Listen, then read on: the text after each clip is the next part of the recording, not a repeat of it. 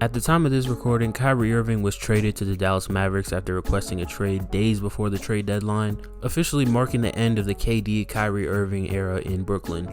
It's looking like the Nets are most likely going to have to figure out what they're going to do with KD afterwards, and the overall direction that their franchise decides to go with, and they're going to stick with it.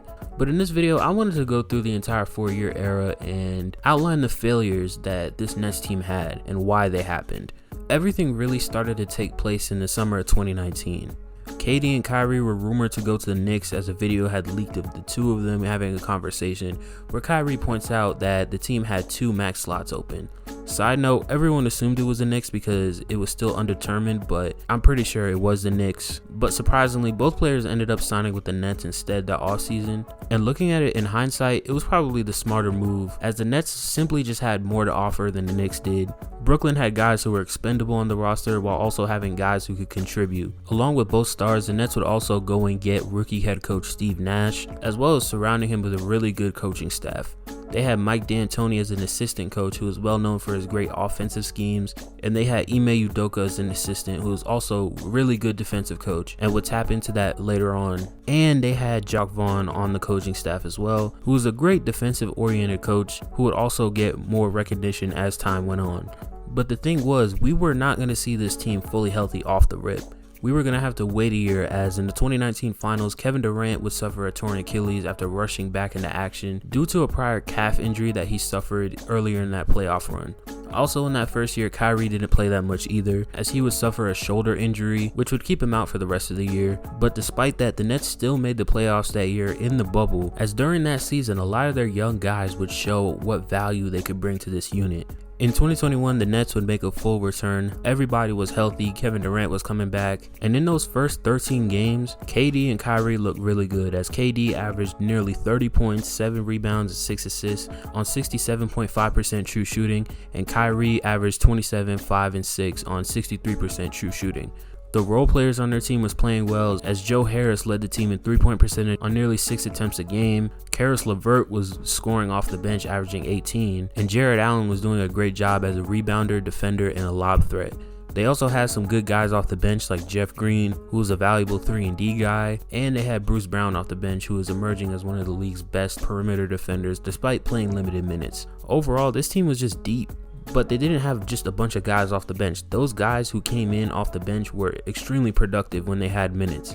Also around this time, James Harden became available on the trade market, and a lot of people saw Brooklyn as a possible destination, but there were other teams that had better trade offers and that just overall made more sense. Teams like the Sixers and the Celtics were expected to land him, as both teams had young guys that they could offer to Houston that both made sense.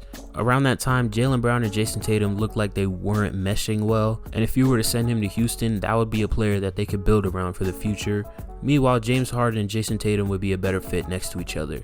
And the same thing applied to Ben Simmons. Ben Simmons and Joel Embiid did not fit well together at all, and Simmons was another one of those guys that you could build around, while James Harden and Joel Embiid would be a better fit.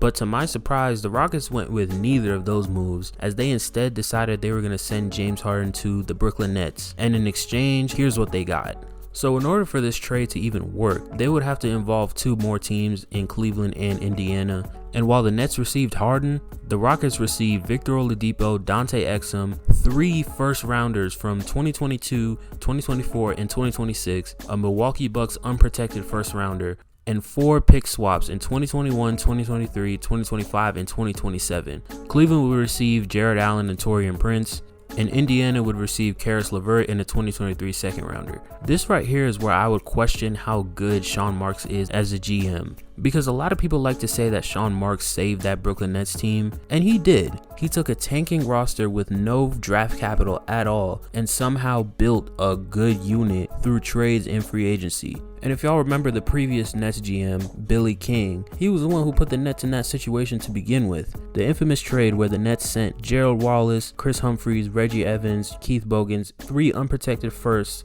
in 2014, 16, 18, and then a pick swap in 2017, all to Boston for Paul Pierce, Kevin Garnett, and Jason Terry, all in an attempt to build the oldest super team in NBA history. And a lot of people regard this as one of the worst trades in NBA history. So if Billy King did that, why doesn't anybody give Sean Marks that same criticism for doing the same thing? If y'all remember, those picks ended up becoming Jaylen Brown, Jason Tatum, and Colin Sexton. And that pick that ended up becoming Colin Sexton was used in that trade to get Kyrie Irving. And in that 1 year that they were together, they only made it to the second round and lost to the Heat. The only difference between that trade and the Harden trade is that James Harden wasn't past his prime at that point. But later on, you'll understand why this was a bad trade. So the Nets basically just built another super team with Kyrie, KD, and James Harden. And with every super team, there were obvious red flags that everyone chose to ignore, like the lack of a rim presence and a lob threat, which they had in Jarrett Allen, the loss in depth, which didn't hurt them too bad because they could just run mixed lineups, Kyrie and Harden, KD and Harden, KD and Kyrie. They could just have one superstar on the floor at all times, but they just didn't have anybody producing outside of those three, which made the roster extremely top heavy. But the worst red flag that everyone ignored was that now they're in a championship or bust situation. Because when the Rockets traded Harden, he only had like 1 year left on his deal after that 2021 season. So in the summer of 2022, if they hadn't won a championship by then, Harden could just leave. But the rest of the season would go pretty well for the Nets as they would finish second in their conference, and they would take care of the Celtics in round one as they had a game where they all combined for over 100 points. And I won't lie, as a Bucks fan, at the time, it was kind of scary watching how good these three guys played off of each other, and it was pretty unfair watching defenses try and defend all three of them. But unfortunately for the Nets, in the next series, both Kyrie and Harden got hurt, and we would just watch Kevin Durant try and will the Nets past the Bucks. And he almost did, as the Nets were inches away from sending us home. In that offseason, the Nets filled out their roster a bit more, getting some more complimentary guys off the bench to make up for the lack of depth. But again, the Nets would get hit with bad news as the state of New York required that all workers, including professional athletes, have to get the vaccine in order to go to work. And with Kyrie's views on that whole thing, it was cooked, bro. And the Nets decided that they weren't going to just shut down Kyrie for all home games. They were just going to shut him down until the mandate would either change or he would get the vaccine. And this is the complicated thing about Kyrie. Because he believes in what he believes in so much, it always causes an inadvertent reaction and distraction from what the Nets are trying to accomplish. And unfortunately for Harden and KD, they would have to pick up the slack.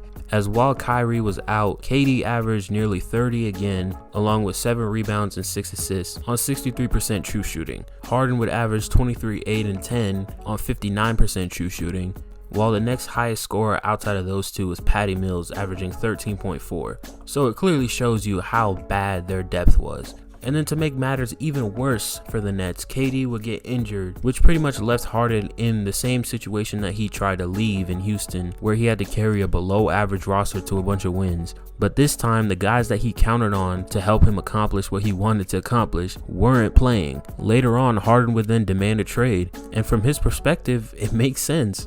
Because if I tried to leave a situation where I didn't want to be the guy carrying the offense anymore, and then the two guys who I rely on to help me not carry the offense are out, especially when one could easily come back if he just took a shot, I would want to leave too. And it also exposed another problem. How was Harden supposed to win a championship when there's always a distraction around? Whether it was something that KD said in the media, whether it was something that Kyrie did, there was always a distraction. Which is why the big three barely played with each other, and from Harden's perspective, I understand why he would want to leave. I wouldn't want to be in that situation either. On February 11th, 2022, Harden was dealt to Philly in a trade revolving around Ben Simmons. Philly would receive Harden, meanwhile Brooklyn would receive Ben Simmons, Seth Curry, and Andre Drummond in the 2022 first rounder. On the Nets side, this was a pretty good trade. They got enough value for Harden despite his expiring contract, but in hindsight, it makes the original trade of even getting Harden in the first place even more pointless, because now you have worse depth than you had when you started off. There still is no paint presence. You get Seth Curry, but he still wasn't producing at the same level that Karis LeVert was, and you don't even get a fraction of the draft capital that you gave up for Harden. That postseason, the Nets would get absolutely embarrassed in the first round by the team that they beat the previous season. Ime Udoka, who was the former assistant coach for the Nets, accepted a head coaching position in the summer of 2021 after Brad Stevens would move up in the organization, becoming an executive, and Udoka would have completely turned that Celtics team around. He made them the best defensive team in the league, and in that series, he shut down Kevin Durant. On the surface, KD's numbers look pretty normal. Despite the inefficiency, he's still producing a whole lot. But that's because his numbers are heavily carried by that last game. In that game 4, he put up 39 points, but if you look at his stats without that game 4, they're not that good. And the worst part is that game 4 didn't even help his efficiency that much, as it pretty much stays the same. And Kyrie's numbers were even worse. His numbers were heavily carried by that game 1 where he put up 39. And if you take out that game 1, his points per game drops nearly 6 points, and his true shooting drops nearly 14%. That should put in perspective how good the Celtics defense was and how bad they played also. The Celtics routinely doubled Kevin Durant as they exposed his lack of playmaking, forcing him to make passes to his teammates who also didn't show up. And it was a big reason why KD averaged 5.3 turnovers a game. And what made things worse for KD in that offseason, he demanded a trade. And not only did he demand a trade, but he also asked for Steve Nash and Sean Marks to be fired, despite it being well known that both stars had an influence in front office decisions, and they would greenlight any trade that was being made. If y'all remember, Kevin Durant and Kyrie Irving both advocated for Steve Nash becoming the coach. Despite them both wanting to be in a championship situation, they went out and got a rookie head coach. They also greenlit the James Harden trade and also asked for guys like DeAndre Jordan and Blake Griffin to come to the team as well. So KD requesting a trade and demanding these two lose their jobs exposes the type of person that he is. I don't know why it surprised a whole lot of people. I mean, this is the same dude that we saw join the team that came back from a 3-1 lead on him, and he didn't even notify his team. And if KD thought that he had any sort of leverage, him signing an extension in the summer of 2021 just killed any of that. Going into the 2023 season, if KD would have instead been on an expiring contract, he most likely would have gotten what he wanted. Him being on an expiring deal would have most likely given some teams the opportunity to trade for him. But with him being under contract until the 2026 season, how is any team supposed to trade for this guy when he is literally the most valued player now? You're going to legitimately have to tank your roster in order to even get this guy. At least Kyrie was smart enough to demand a trade when he knew that he wasn't going to get what he wanted. And he never signed any extension or even tried to negotiate it when things were going well. And I'm also glad that Joe Tsai told Kevin Durant no, because for the 4 years that KD had already been there, he had pretty much gotten what he wanted. He got the coach that he wanted, he got the players that he wanted, he had the situation that he wanted, he had everything he needed to win a championship, and he didn't. Now granted, I understand that some of the factors were outside of his control, but for a majority of those years, the Brooklyn Nets were a championship team. They were a championship contender. And Kevin Durant had no other option but to just stay put and just to continue hooping. To start the 2022-23 season, the Nets started off slow, despite everybody being healthy. And not even 2 weeks into the season, the Nets would fire Steve Nash. It really should have came to no one's surprise. Steve Nash was getting outcoached in nearly every playoff series. He was severely outcoached in that Boston series by Ime Udoka, the guy who was previously under him in Brooklyn. And he had been showing his flaws as a coach for years, with his over-reliance on his stars, lack of control over the locker room, and weak defensive schemes. It really shouldn't have taken the Nets that long to fire him, but it kind of makes sense because if you line it up with Kevin Durant's trade demand, firing Nash around that time would just be giving KD what he wanted, and the organization just wanted to put KD in his place. Not to mention, Ben Simmons had a rough return to the season as well, dealing with the same issues that plagued him in Philly, as offensively he was just a net negative. Steve Nash will end up getting replaced with Jacques Vaughn, who did a good job fixing a lot of the issues with this team. Side note, I made a video on the Nets around the time that they were on a winning streak, so if y'all want to look at that to get some more context on this situation, then you can. And to add even more drama already onto this drama-filled organization, Kyrie Irving would get suspended for the whole Twitter incident where he tweeted a movie that was highly controversial.